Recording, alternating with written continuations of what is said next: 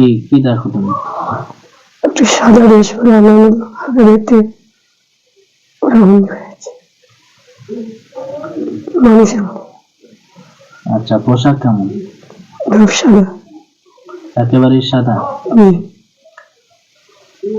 রসের মালিক, যদি কোনো শয়তান আমাদেরকে ধোঁকা দেওয়ার জন্য চলে আসে মাওলা, তো তার পোশাক কালো হয়ে যাক, তার শরীর কালো হয়ে যাক। বিসমিল্লাহির রহমানির রহিম।